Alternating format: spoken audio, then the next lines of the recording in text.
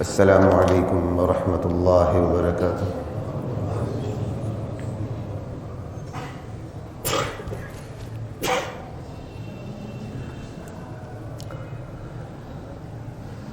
ان الحمد للہ نحمدہ ونستعینہ ونستغفرہ ونؤمن بہ ونتوکل علیہ ونعوذ باللہ من شرور انفسنا ومن سیئات اعمالنا من يهده الله فلا مضل له ومن يضلله فلا هادي له ونشهد ان لا اله الا الله وحده لا شريك له ونشهد ان محمدا عبده ورسوله اما بعد فاعوذ بالله من الشيطان الرجيم بسم الله الرحمن الرحيم یا ایہا الذین آمنوا اتقوا اللہ ولتنظر نفس ما قدمت لغد صدق اللہ العظیم۔ کر سب آواز تھوڑی سی کم کر دیں، معمولی۔ حضرات محترم، ایک ہی عنوان کے حوالے سے مختلف سوالات قائم کر کے جو ہماری نشستیں جاری تھی اس کی آج تیسری اور آخری نشست ہے۔ نشستیں تو اور بھی ہو سکتی تھی لیکن میں نے کہا نہیں، آگے بس اس کا سلسلہ یہاں ختم کر دینا چاہیے، موضوعات پہ بات ہوتی رہے گی آپ سے انشاءاللہ۔ ٹھیک ہے، کر سب کچھ کر، ٹھیک ہے، اوکے۔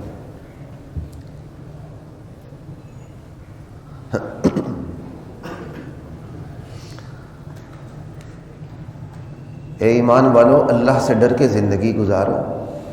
کل کے لیے تم نے کیا اعمال بیج رکھے ہیں، کل کی زندگی کے لیے اسے ہمہ وقت دیکھتے رہا کرو، اپنی زندگی کا جائزہ لیتے رہا کرو۔ اس حوالے سے حضرات محترم بہت سے سوالات قائم کیے، اور سوالات قائم کرنے کا مطلب یہی ہے کہ ہم اپنی زندگی کا جائزہ لے سکیں اور اپنی زندگی کا جائزہ لینا آ جائے، اور جہاں کمزوری ہیں ان کو ختم کرنے کی کوشش کریں، اور جو ہماری الحمدللہ نیکی کی توفیق دی، اللہ اس کو ہمیں بڑھانے کی توفیق عطا فرمائے۔ تو گزشتہ نشست میں جو سب سے آخری سوال تھا وہ یہ تھا کہ آپ کا بدترین دشمن کون ہے؟ اپنے بدترین دشمن سے آپ نے اپنے قیمتی ترین سرمایہ کو بچانا ہے۔ اس حوالے سے بات ہوئی تھی، اور اختتام غالباً اسی بات پہ بات ہماری ہوئی تھی گزشتہ نشست میں کہ بندے کا بدترین دشمن خود بندے کا نفس ہے۔ آپ کہیں گے شیطان گمراہ کرتا ہے، سوال یہ شیطان کو گمراہ کرنے کون آیا تھا؟ شیطان کو گمراہ کرنے کون آیا تھا؟ شیطان کے نفس نے شیطان کو گمراہ کیا تھا۔ ٹھیک ہے، رمضان میں شیاطین جکڑ دی جاتے ہیں، یا صرف سرکش شیاطین جکڑ دی جاتے ہیں، بہرحال یا شیاطین جکڑ لی جاتے ہیں، بندے کا نفس تو کھلا۔ ٹھیک ہے، اس لیے بندہ خود اپنا بدترین دشمن ہوتا ہے جو اپنے نفع نقصان کو نہیں سمجھتا۔ دنیا کے اندر بھی اپنے نفع نقصان کو نہیں سمجھتا بندہ چوٹ کھاتا ہے، اور کس طرح بری طرح چوٹ کھاتا ہے۔ یہی حال دین کا ہے۔ دین میں اگر وہ بندہ اپنے نفع نقصان کو، اپنے فائدے کو نہ سمجھے، پھر چوٹ کھاتا ہے۔ پھر کسی سے بھی چوٹ کھائے، دراصل وہ خود سے چوٹ کھا رہا ہوتا ہے۔ اس کے اندر اتنا شعور پیدا کیوں نہیں ہوا کہ اللہ کے رسول کے دشمن اسے کبھی اس کو ایک آنکھ بہا نہ سکے؟ اتنا شعور اس کے اندر اتنا شعور اس کے اندر پیدا کیوں نہیں ہوا کہ جو اللہ کے رسول کا دشمن ہے وہ اسے اپنا دشمن سمجھے؟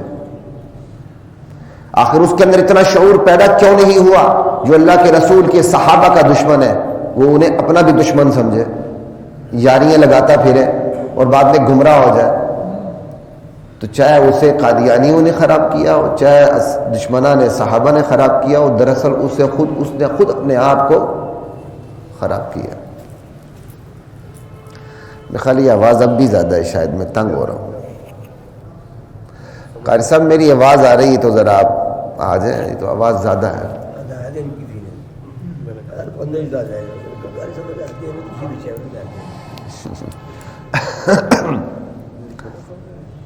اچھا جی، ہم بات کر رہے تھے اللہ اکبر کبیرہ.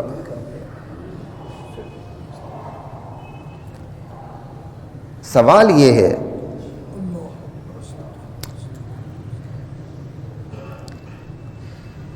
کہ آپ کی سیرت، آپ کی صورت، یہ اس کو تھوڑا سا یہاں سے سیٹ کرنے کی کوشش کی ہے. آپ کی سیرت اور آپ کی صورت نبی کریم صلی اللہ علیہ وسلم کی سیرت سے، صورت سے کس قدر مشابہ ہے، کس قدر مشابہت ہے آپ کی سیرت کو، آپ کی صورت کو، آپ کی چال کو، آپ کے معاملات کو، آپ کے رویے کو، آپ کے مزاج کو. بس میرے سمیت ہر ایک سوچ لے کہ میں نبی کا نام لیوا ہوں، محمد رسول اللہ پہ ایمان نہ لاؤں، ختم نبوت پہ ایمان نہ لاؤں، میں تو کافر ٹھہرتا ہوں، میں تو مسلمان نہیں ٹھہرتا. ٹھیک ہے کرسا، بس اب ہو گیا. لا الہ الا اللہ. لیکن سوال یہ کہ میری سیرت نبی کریم صلی اللہ علیہ وسلم کی سیرت سے کتنی مشابہ ہے، میری صورت کتنی مشابہ ہے. اللہ کے نبی کی صورت بھی ایک خاص قسم کی صورت ہے، مکمل طور پر احادیث میں اس کا بیان ہے، زیر زبر پیش شد مت تک کا بیان ہے کہ آپ کی صورت ایسی تھی کہ آج ہم ایسی صورت کو پسند کرتے ہیں. سینے پہ ہاتھ رکھ کے کہیے کتنی گھٹیا صورتیں ہم بناتے ہیں، خصوصاً ہمارا ٹیم، یہ جو ہمارا نوجوان طبقہ ہے، یعنی داڑھی کو کس طرح مذاق بنا کے رکھ دیتا ہے. اگر اس کو دیکھا جائے تو کسی کوئی کتے کی تصویر ہوتی ہے، کوئی خنزیر سے اس کی شکل مل رہی ہوتی، کبھی کس سے، کبھی کس سے، کبھی کس سے. وہ ایسی صورت بنانا پسند کرتا، نہیں تو محمد الرسول اللہ کی صورت بنانا پسند نہیں کرتا. کیوں؟ ہر شخص سوچے، اپنا بیلاگ تجزیہ کرنے کی ہمیشہ کوشش کیجیے، واپسی کے راستے آسان ہو جائیں گے. جو فرد، جو معاشرہ، جو جماعت، جو قوم اپنا بیلاگ تجزیہ نہیں کرتی، اپنا کڑا احتساب خود نہیں کرتی، واپسی کا سفر اس کے لیے ناممکن نہیں تو مشکل ترین ضرور ہو جاتا ہے. تو اس سوال کو میں اتنا ہی اجمالی طور پہ رہنے دوں گا بس، کیونکہ کچھ آگے سوالات بھی ہیں، اس پہ میں جاؤں گا کہ میرے سمیت ہر بندہ دیکھے کہ اللہ کے رسول پر ایمان لائے ہیں، اس ایمان کا تقاضا کیا ہے. قل ان کنتم تحبون اللہ فاتبعونی. اللہ پہ ایمان لانے کا تقاضا بھی محمد الرسول اللہ کی اتباع ہے. کیوں؟ اس لیے کہ محمد الرسول اللہ کی اتباع بھی دراصل خود اللہ کی اتباع ہے. من یطع الرسول فقد اطاع اللہ. اس لیے سنت رسول سے نہ شرمائیں. آج تو حالات بہت بدل چکے ہیں بھائی، ہر شعبے میں، ہر فیلڈ میں آپ کو الحمدللہ دین کے نمائندے نظر آئیں گے. ورنہ کچھ عرصہ پہلے تک تو لوگ نماز نہیں پڑھتے تھے، ضیاء دور سے پہلے تو، اس لیے تو میرے دل سے اس کے لیے ہمیشہ دعائیں نکلتی ہیں. کیا ڈکٹیٹرشپ، تو کیا جمہوریت، ہم کیا جانے جمہوریت کو. ہمیں تو وہ بندہ چاہیے جو دینی اقدار کو زندہ کرنے کی کوشش کرے، بدلے کوئی ڈکٹیٹر ہی کیوں نہ آ جائے. سرکاری مسجدیں، سکیموں میں مسجدوں کا ہونا، سرکاری اداروں میں مسجدوں کا ہونا، مسجد کیا کہتے ہیں، نماز کے وقت چھٹی کا ہونا، یہ تو سب جولہ کی باقیات ہیں، یادگاریں ہیں. اس سے پہلے تو تھا ہی نہیں، چھٹی نہیں ہوتی تھی. خود ایک معزز جسٹس صاحب نے جو ریٹائر ہو گئے، مجھے خود کہا تھا ضیاء کے دور کا ایک فائدہ یہ ہوا کہ لوگوں نے سر اٹھا کے نماز پڑھنی شروع کر دی، وگرنہ افسر طبقہ شرم سے نماز پڑھتا تھا، شرم سے. رمضان صاحب نے یہ بات مجھے خود بتائی. خیر اس سوال پہ اتنا ہی رہتا ہوں، ورنہ پھر اگلی نشست پہ لگ جائے گی. میں آگے چلتا ہوں. لا الہ الا اللہ. تو حضرات محترم، اب ایک اور سوال ہے، لیکن یہ سوالات 3-4 اکٹھے ہیں. اگلے سوال بھی پھر 3-4 ایک ساتھ ہے، پھر آگے چلیں گے.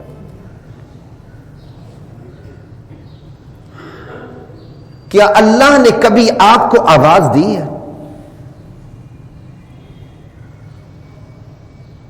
میرے سمیت ہر بندہ سوچے کہ اللہ نے کبھی آپ کو آواز دی ہے کہ میرے بندے آج تم آ جاؤ میری مدد کرو؟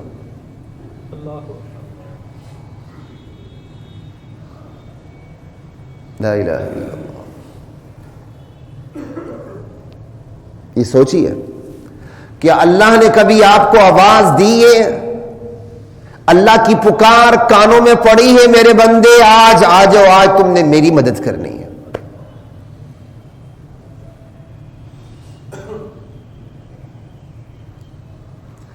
سوال یہ ہے کہ کیا اللہ نے کبھی آپ سے کچھ مانگا ہے؟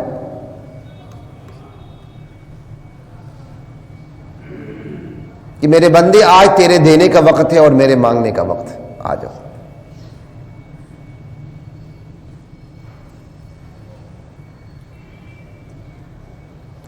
سوال یہ ہے کہ کیا آپ نے کبھی نبی کی پکار سنی ہے کہ لوگوں آ جاؤ سب میرے مددگار بن جاؤ، ہم سب مل کے اللہ کی مدد کرتے ہیں.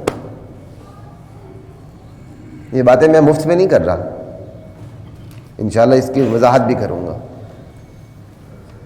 کیا آپ نے کبھی نبی کی آواز سنی ہے کہ لوگوں آ جاؤ تم سب میرے مددگار بنو، اور ہم سب مل کر کس کی مدد کریں؟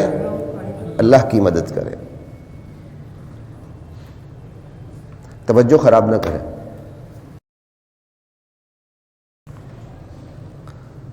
ہم سب مل کے اللہ کی مدد کریں. حضرات محترم، اگر آپ نے یہ پکار سنی ہے اور اس پکار کی نوعیت کو سمجھا ہے، اس کے مفہوم کو سمجھا ہے، اس پکار کے تقاضوں کو سمجھا ہے، اور پکار پر لبیک کہنے والوں کی سیرت کو سنا، دیکھا ہے، سنا ہے، اور پھر خود بھی لبیک کہتے ہوئے کھڑے ہو گئے، یا اللہ میں حاضر ہوں، میری جان بھی حاضر ہے، میرا مال بھی حاضر ہے، میرا علم و ہنر بھی حاضر ہے، یا اللہ میری تمام تر صلاحیتیں تیرے لیے حاضر ہیں. احسان ڈالتے ہوئے نہیں، احسان ڈالتے ہوئے نہیں، احسان مانتے ہوئے. مولا لاکھوں کروڑوں لوگ ہیں، لاکھوں کروڑوں لوگوں کے پاس ہر قسم کا علم ہے، اربوں روپے کی پراپرٹیاں بھی ہیں. مولا تو نے انہیں قبول نہیں کیا، مولا تو نے میرے علم کو قبول کیا، میرے عمل کو قبول کیا، میری دولت کو قبول کیا، میری صلاحیتوں کو دیکھا. ورنہ میری اوقات کیا ہے؟ میری اوقات تو تیرے چناؤ کی وجہ سے میری بن گئی، ورنہ میری اوقات کیا ہے؟ احسان ڈالتے ہوئے نہیں، اپنے اوپر احسان مانتے ہوئے. اگر آپ نے یہ پکار سنی، اس پکار کے مطلب کو بھی سمجھا، اور اس پکار پر سب سے پہلے جس جماعت نے لبیک کہا اس کی سیرت کو آپ نے پڑھا اور خود بھی لبیک کہتے ہوئے کھڑے ہو گئے. احسان ڈالتے ہوئے کھڑے نہیں ہوئے، اللہ کا احسان مانتے ہوئے کھڑے ہوئے. سر جھکا دیا علم پھیلاتے ہوئے، سر جھکا دیا دولت لٹاتے ہوئے، تو پھر یقین جانیے آپ نے اپنے حقیقی مستقبل کو ہمیشہ کے لیے محفوظ کر لیا. خدا کی قسم آپ نے اپنی ماضی کی غلطیوں کا ازالہ کر دیا. آپ کی حال سے بہتر کس کا حال ہو سکتا ہے؟ لیکن اگر آپ نے اس پکار کو سنا ہی نہیں، اللہ بلا رہا ہے آجو بندے میری مدد کرو، یا آپ نے پکار کو سنا، آپ کے پاس وقت ہی نہیں تھا، آپ نے اس پکار کو سمجھا ہی نہیں، یا آپ نے سمجھا تو سمجھنے والوں کی سیرت کا آپ نے مطالعہ ہی نہیں کیا. آپ نے کہا وہ بھی انسان تھے، میں بھی انسان ہوں، کیا فرق پڑتا، ہم دونوں انسان ہیں.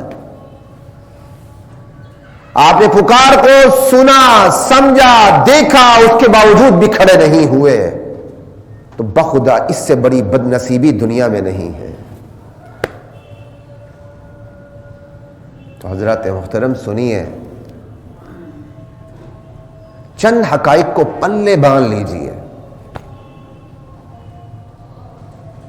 یا آپ اگر دروازے بند کریں گے مجھے آسانی ہوگی، آواز مجھے نہیں آئے گی اور میری توجہ رہے گی.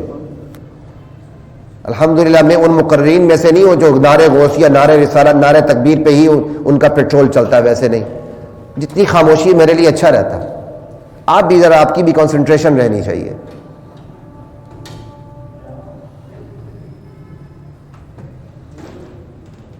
کیا فائدہ اس طرح کبھی ادھر توجہ کبھی ادھر توجہ، بیڑا غرق ہو جاتا ہے توجہ کا. لا الہ الا اللہ واللہ اکبر. چند حقیقتوں کو پلے باندھ لے. اللہ کو کسی مدد کی کوئی ضرورت نہیں ہے، لیکن اللہ کو اپنا یہ دین اس قدر عزیز ہے، اللہ کو یہ دین اپنا دین اس قدر عزیز ہے کہ اللہ نے اس دین کو سر بلند کرنے کے لیے کائنات کی پاکیزہ ترین، معصوم ترین، منتخب ترین ہستیوں کو دنیا میں بھیجا، اور اس دین کے لیے ان منتخب ہستیوں نے مارے کھائیں، جانیں دیں. اللہ کو یہ دین اپنا اس قدر عزیز ہے. اللہ نے ان کے علاوہ کسی کو معصوم بنایا ہی نہیں.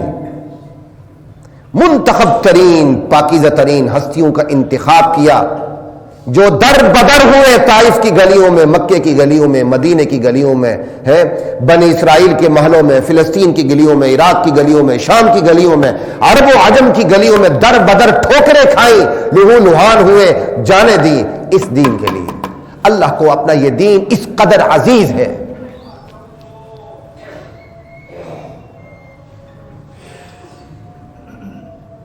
اللہ کو اپنا یہ دین اس قدر عزیز ہے کہ اللہ نے اپنے دین کی مدد کو اپنی مدد قرار دی تھی.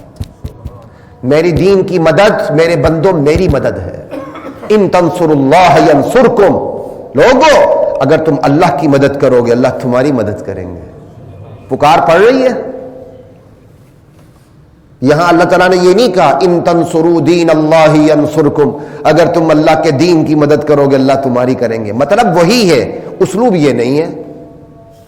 اسلوب کیا ہے؟ ان تنصروا اللہ، اگر تم اللہ کی مدد کرو گے. یہ اسلوب اپنا کے اللہ مجھے اور آپ کو بتانا چاہتے ہیں کہ مجھے اپنا دین اس قدر عزیز ہے کہ تم میرے دین کی مدد کرو گے. دراصل تم نے مدد کس کی؟ گویا تم نے میری مدد کی، حالانکہ میں مدد سے ماورا ہوں. میرا دین بھی مدد سے بے نیاز ہے، لیکن یہ بہانہ ہے تمہیں عطا کرنے کا، تمہیں سب کچھ تمہارے اوپر اپنی رحمتیں نچھاور کرنے کا بہانہ. تو اللہ کو اپنا دین اس قدر عزیز ہے، اللہ نے اپنے دین کی مدد کو خود اپنی مدد قرار دے دی. اللہ کو یہ اپنا دین اس قدر عزیز ہے کہ اس پر جو مال لٹائے، جو جان لٹائے، جو چندہ بندہ جو مرضی اس پر لٹا دے، اللہ کہتے ہیں میں نے اس کو اپنے اوپر قرض سمجھ لیا. میں نے اس کو اپنے اوپر قرض سمجھ لیا. اور قرض بھی کیسا؟ یہ نہیں کہ فائدہ ہوگا تو واپسی ہوگی، فائدہ نہیں ہوگا تو واپسی نہیں ہوگی، بینک دیوالیہ ہو گیا انا للہ و انا الیہ راجعون. کہا نہیں، بالکل قابل ضمانت واپسی اور بڑا چڑھا کے واپسی. بات سمجھ آ رہی ہے؟ اللہ مانگ رہا ہے من ذا الذی یقرض اللہ قرضا حسنا. کون ہے جو اللہ کو قرض حسنا دے؟ کون ہے تم میں؟ یہ اللہ کو اپنا دین اس قدر عزیز ہے کہ اس پر مال لٹانے کو، جان لٹانے کو اللہ اپنے اوپر قرض قرار دیتے ہیں، حالانکہ جان لٹانا، مال لٹانا جس طرح نبی پر فرض ہے اس طرح میرے اور آپ کے اوپر بھی فرض ہے. اللہ تو اللہ ہے نا. اللہ نے اس دین کو فطرت کا دین بنایا، دین فطرت. کون نہیں چاہتا کہ اس کے بچے، اس کے گھر والے آگ میں نہ جھلسیں، بیماریوں میں نہ پڑیں؟ ہر بندہ چاہ رہا ہے نا. تو یہی تو اللہ تعالیٰ نے فریضہ قرار دیا ہے، لوگوں اپنے آپ کو، اپنے گھر والوں کو جہنم کی آگ سے بچا لو. یعنی یہ بندے کی فطرت ہے، اللہ تعالیٰ نے اس فطرت کو فرض بنا دیا، فریضہ بنا دیا. اب یہ دین پر خرچ کرنا فطرت سلیمہ کی عادت ہے، لیکن اس فطرت سلیمہ کی جو عادت ہے اللہ تعالیٰ نے اس کو اپنے اوپر قرض قرار دے دیا. یہ میرے اوپر قرضہ ہو چڑھ گیا تمہارا. اللہ کو اپنا یہ دین اس قدر عزیز ہے کہ دین ہی کو بنیاد بنا کے، دین ہی کو معیار بنا کے، دین ہی کو کسوٹی قرار دے کے لوگوں کے اندر درجہ بندی کر دی. بات سمجھ رہے؟ اللہ کو اپنا یہ دین اس قدر عزیز ہے کہ دین کو کسوٹی بنا کر لوگوں کی درجہ بندی کر دی کہ جو اس دین کے علم کو حاصل کر کے دین کو پھیلائے گا وہ سب سے بڑا آدمی ہے. وَمَنْ أَحْسَنُ قَوْلًا مِّمَّنْ دَعَا إِلَى اللَّهِ وَعَمِلَ صَالِحًا وَقَالَ إِنَّنِي مِنَ الْمُسْلِمِينَ. اور پھر جو اس دین کی سربلندی کے لیے اپنے مال کو خرچ کرے گا وہ سب سے بڑا بندہ ہے.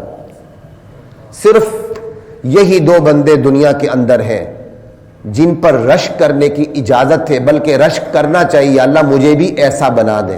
تیسرا بندہ کوئی نہیں ہے. ایک وہ جسے اللہ تعالیٰ نے علم دین سے نوازا ہو اور وہ اس علم کو اللہ کی دین کی سربلندی کے لیے پھیلاتا چلا جائے. دوسرا وہ جس کو اللہ تعالیٰ نے دولت سے نوازا ہو اور اپنی وہ نیک دولت کو، حلال دولت کو اللہ کے راستے میں دین کی سربلندی کے لیے لٹاتا چلا جائے. بس یہی دو آدمی ہیں جن پر رشک کی اجازت ہے کہ اللہ مجھے بھی ایسا بنا دے، اللہ مجھے بھی ایسا بنا دے، آپ کو بھی ایسا بنا دے. تو اللہ کو اپنا یہ دین اس قدر عزیز ہے کہ دین کو کسوٹی بنا کے درجہ بندی کر دی لوگوں میں. جو دین کا علم حاصل کرے گا پھیلائے گا سب سے آگے، جو دین کی سربلندی کے لیے مال خرچ کرے گا وہ بھی سب سے آگے. لا الہ الا اللہ. ابلاغ پھیلانا، انفاق خرچ کرنا، دین کی سربلندی کی یہی دو بنیادیں ہیں، ابلاغ اور انفاق. اقامتی دین کی جو کوششیں ہوتی ہیں نا، ان کی یہی دو بنیادیں، ابلاغ اور انفاق، پھیلانا اور خرچ کرنا.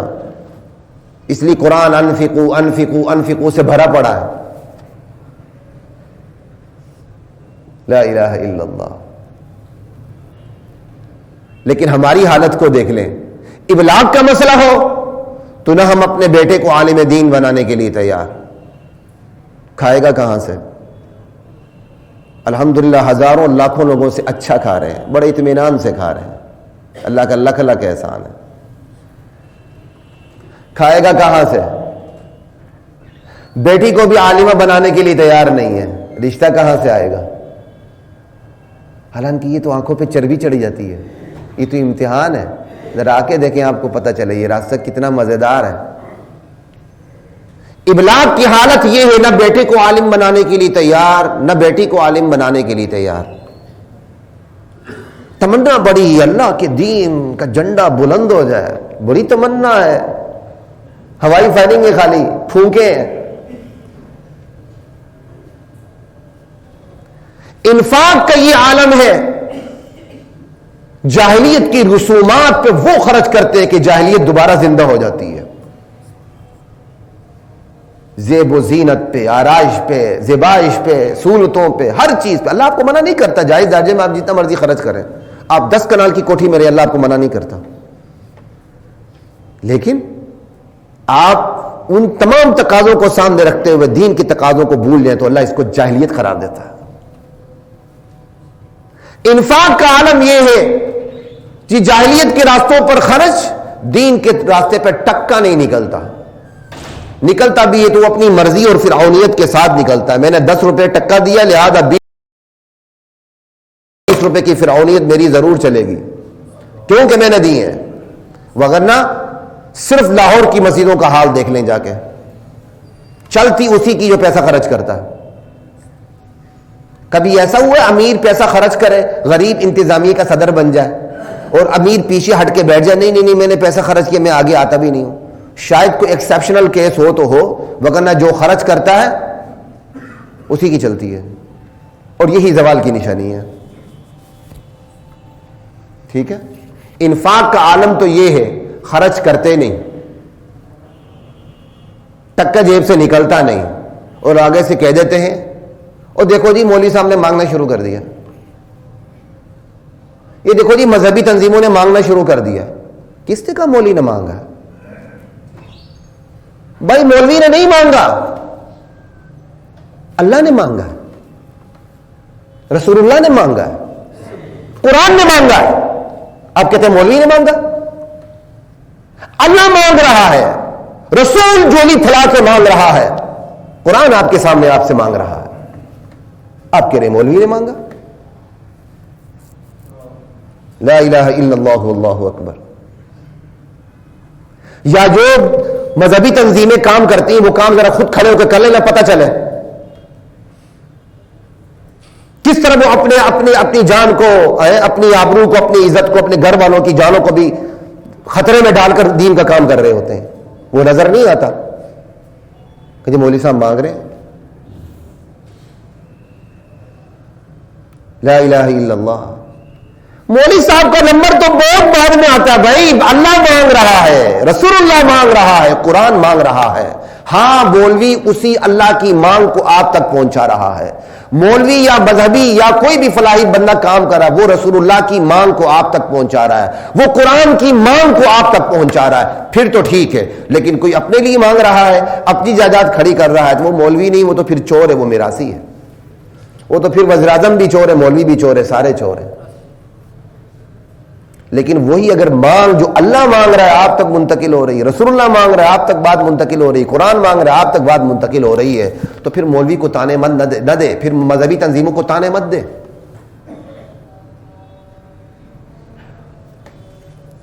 لا الہ الا اللہ واللہ اکبر. اللہ کا تو مانگنا بڑا عجیب مانگنا ہے نا. میں آپ سے کہوں گا تو صرف گزارش ہی کروں گا، اور کیا کروں گا. ویسے کام ہمارا بھی ہو رہا ہے الحمدللہ، ایسی بات نہیں ہے. یہی آپ کی جگہ، یہ اسٹیٹ بینک کے بیک پہ ہم نے الحمدللہ کروڑوں کی پراپرٹی ہے، ٹرسٹ کے نام پہ بھی ہم نے پرچیز کی، اس پہ لاکھوں کروڑوں کا کام ہو رہا ہے. اپنے اوپر احسان کرتے ہوئے کچھ خرچ کرنا ہے تو سامنے راستہ کھلا ہے. میرے اوپر احسان کرنا ہے تو اپنے پیسے برائے کرم اپنی جیب میں رکھیے، کبھی نہ نکالیے گا. ابھی تو لاکھوں کی وہاں کتابیں آنی ہیں، لاکھوں کے تو یہ میڈیا کے کیا کہتے ہیں انسٹرومنٹ اتنے مہنگے ہیں.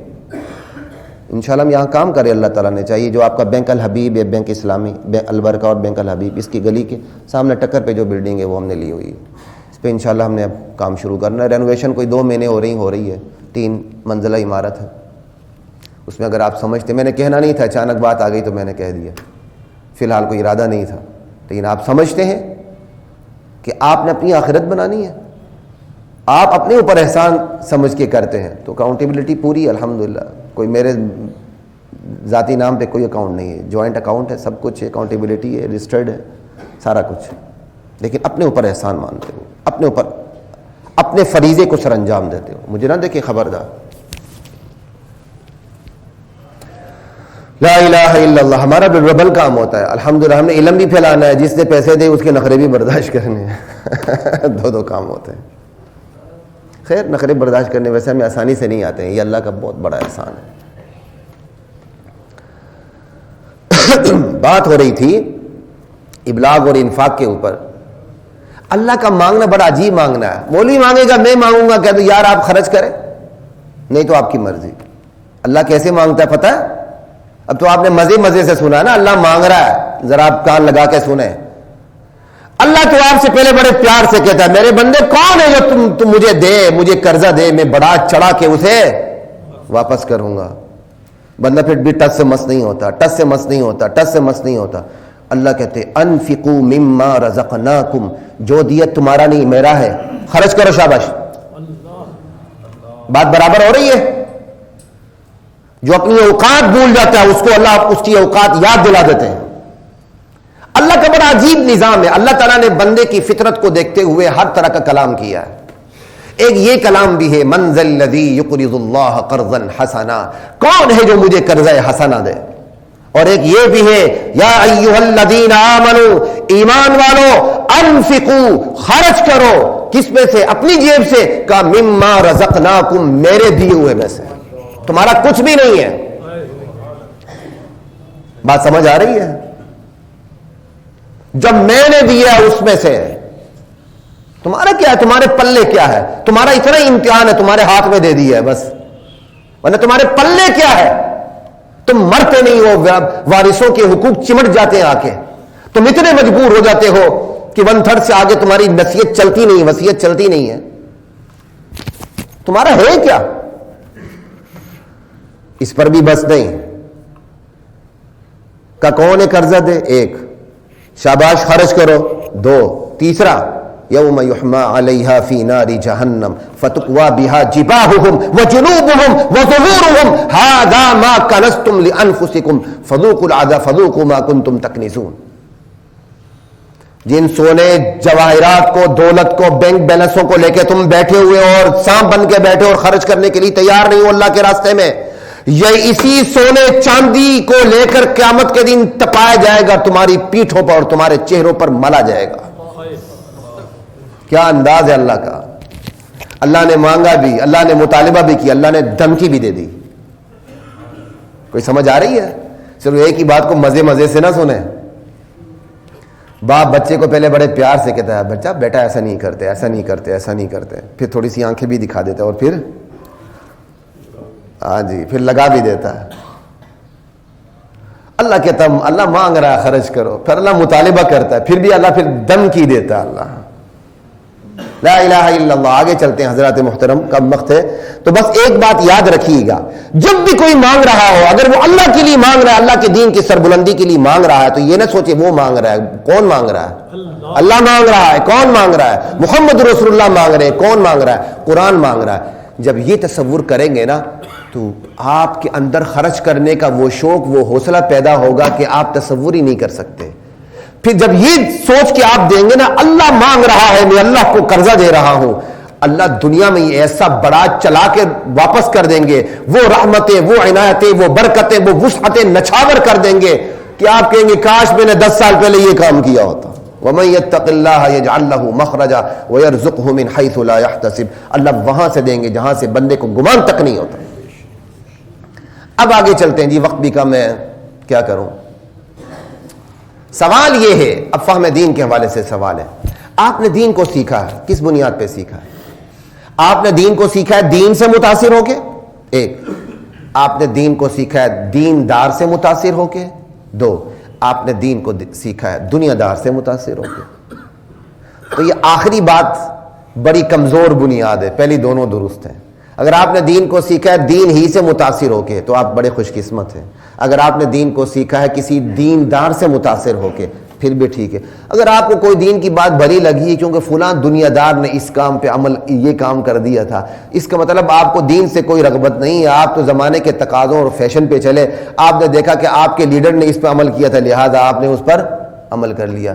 کسی نے کہا نا بھائی آپ نے داڑھی کیوں رکھی ہے, اس نے کہا فلاں کرکٹر نے داڑھی رکھی تھی میں نے, انشاءاللہ رسول اللہ کی داڑھی نظر نہیں آئی, کھلاڑی کی داڑھی. کتنی کمزور بنیاد ہے. اگر خدا نہ خاصا وہی کھلاڑی دوبارہ داڑھی کٹا دے تو پھر. چوتھا سوال, آپ نے الحمدللہ دین کا مطالعہ کیا ہے, دین کے مطالعے کو آپ اپنا ذاتی مطالعہ کافی سمجھتے ہیں یا اہل علم و عمل کی صحبت میں بھی آپ کو بیٹھنا نصیب ہوتا ہے؟ اگر آپ نے اپنے ذاتی مطالعے کو کافی سمجھا ہوا ہے تو یہ خطرے کی علامت ہے. میڈیکل کی کتابوں کو جو دیکھ کے نسخے تیار کرتے ہیں نا وہ اپنی حیثیت کا بیڑا غرق ہی کرتے ہیں اور کچھ نہیں کرتے. ہاں سمجھ آئی بات کی. ضرور ذاتی مطالعہ کریں لیکن اہل علم و عمل کی صحبت بھی اختیار کریں, اس سے آپ کی سمت سیدھی رہے گی, اس کے بغیر نہیں ہوتا کام.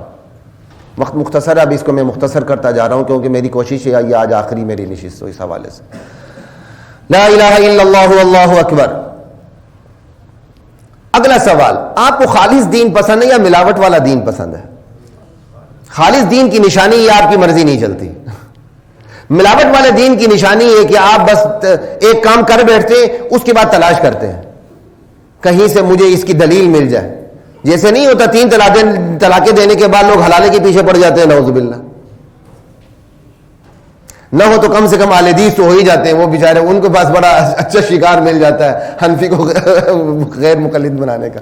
خیر یہ میں اس پہ جھگڑے میں نہیں پڑتا, لیکن یہ کہ یہ بڑا بہترین ہتھیار ہے ماشاءاللہ ان کے پاس. کہتے ہیں آ جاؤ بھائی حلالے کی ضرورت کیا, اہل حدیث ہو جاؤ.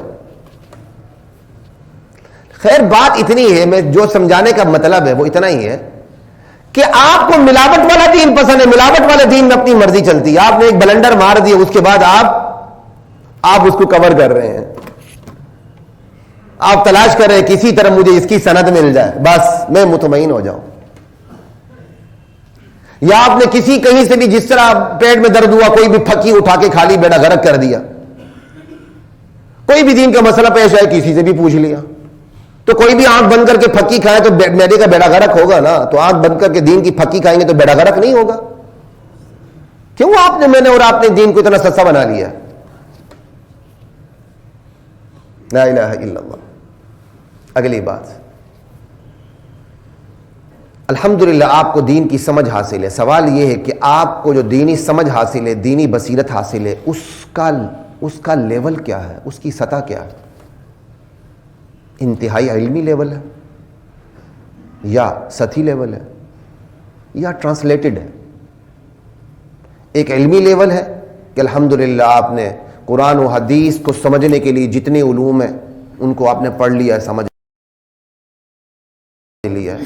فقہ ہے، صرف ہے، نحو ہے، بلاغت ہے، عربیت کے تمام علوم ہیں، فقہ ہے، اصول فقہ ہے، تفسیر ہے، اصول تفسیر ہے، حدیث ہے، اصول حدیث ہے. ان تمام چیزوں پر یہ ایک علمی سطح ہے.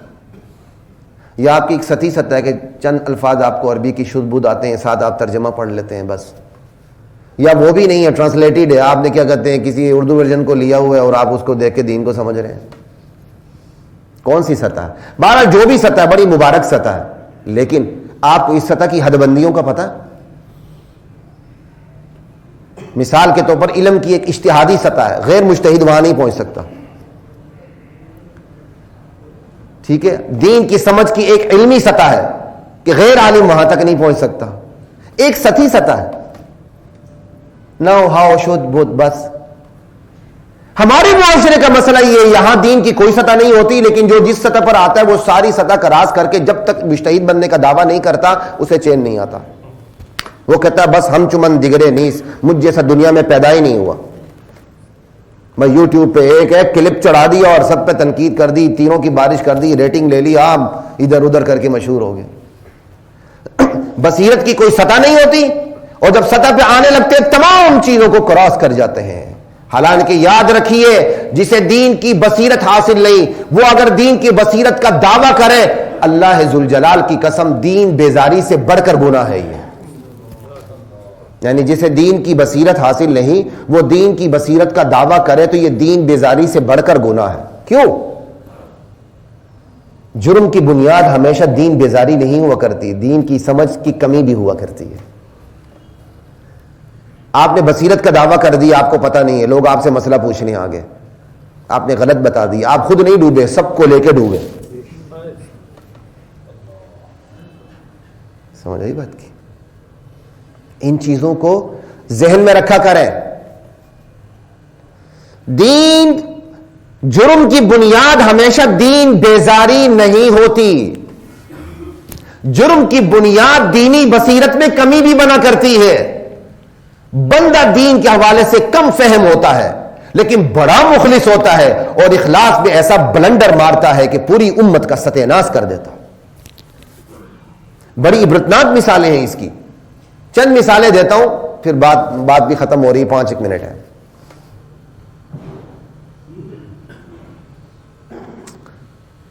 ایک بندے نے کہا، وہ دنیا سے جا چکے ہیں، کہ کس نے کہا ہے قرآن نے شراب کو حرام کہا ہے؟ کہاں لکھا ہے؟ کہاں شیطان کا عمل ہے، گندگی ہے، گناہ کبیرہ ہے، کہاں ہے حرام؟ اب یہ دیکھیں یہ دین کی بصیرت کی کتنی یہ کج بصیرتی ہے. جب اللہ نے کہہ دیا من عمل الشیطان، شیطان کا عمل ہے، رجس گندگی ہے، اسم کبیر گناہ کبیرہ ہے، تو حرام اور کس بلا کا نام ہوتا ہے؟ مجھے یہ بتائیں.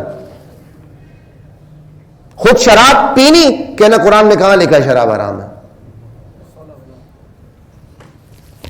ایسی دینی بصیرت پہ لعنتیں پڑتی ہیں، رحمتیں نہیں پڑتی. کسے باشد لا الہ الا اللہ.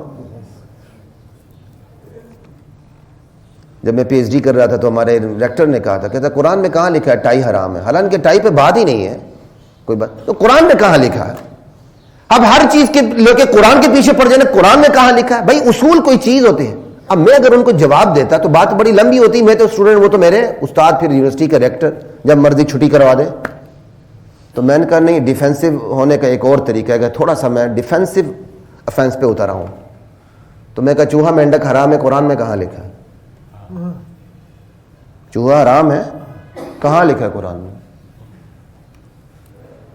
یعنی یہ بھی دینی بصیرت کی کتنی کمی ہے کہ آپ ایک حرام کو لے کے کہتے ہیں قرآن میں کہاں لکھا ہے. بھائی قرآن آپ کو اصول دیتا ہے، قرآن آپ کو بتاتا ہے حدیث کے پاس بھی جاؤ، قرآن آپ کو بتاتا ہے فقہ کے پاس بھی جاؤ. آپ فوراً پکڑ لیتے قرآن میں کہاں لکھا ہے. تو پھر آپ 5 وقت نمازیں پڑھتے ساری رکعتیں ذرا قرآن سے ثابت کریں تو صحیح. لا الہ الا اللہ. ایک صاحب وقت لگا رہے تھے, چلہ شلہ لگا رہے تھے, کارگزاری بیان ہوئی تو انہوں نے کارگزاری بیان کرتے ہوئے یہ کہا کہ ایک بندہ ہمارے ساتھ لگا شرابی تھا, اس نے کہا میں چلہ لگاؤں گا لیکن میں شراب نہیں چھوڑوں گا. تو ہم نے اس کو اجازت دے دی, اس نے بسترے میں شراب رکھی اور چھپ چھپ کے وہ پیتا تھا. 40 دن پورے ہو گئے, شراب بھی چھوٹ گئی, بندہ نیک ہو گیا. اور نیچے علماء کا مجمع بیٹھا ہوا تھا, اس نے کہا مولوی صاحبان یہ تو تھی ہماری حکمت, تمہارا مسئلہ کیا کہتا ہے. یعنی تنزیہ انداز, یہ تو تھی ہماری حکمت, تمہارا مسئلہ کیا کہتا ہے. مجمع میں ایک عالم تھے, وہ اٹھ کے سیدھے بزرگوں کے پاس چلے گئے کہ یہ کارگزاری بیان ہو رہی ہے. تو وہ بڑے ناراض ہوئے, کہا اس کو جا کے کہو اگر وہ یہی شرط لگا دے کہ ٹھیک ہے میں چلہ ضرور لگاؤں گا لیکن زنا کروں گا, تو اس وقت تمہاری حکمت کہاں جائے گی بتاؤ. حضرات محترم, دینی بصیرت کی کمی دین بیزاری سے بڑا جرم ہے. دین بیداری سے بڑا جرم ہے دینی بصیرت کی کمی. پوری کشتی ڈبو کے رکھ دیتی ہے. اس لیے محض چند الفاظ کے بعد خود بخود مجتہد نہ بنا کریں. یہ دین اللہ کو اس قدر عزیز ہے, اللہ کہتے ہیں من یرید اللہ بہ خیرا یفقہہ فی الدین. اللہ جس کے ساتھ بھلائی کا ارادہ فرما دیتے ہیں اسے دین کی سمجھ عطا کر دیتے ہیں. اللہ جس کے ساتھ بھلائی کا ارادہ فرما لیتے ہیں اسے دین کی سمجھ عطا کرتے ہیں. کتنی بڑی بات ہے. اور جس کے پاس دین کی سمجھ ہے, فقیہ ہے, عالم دین ہے صحیح, اس کی ویلیو اللہ کے ہاں کتنی ہے. فقیہ واحد اشد علی الشیطان من 1000 عابد.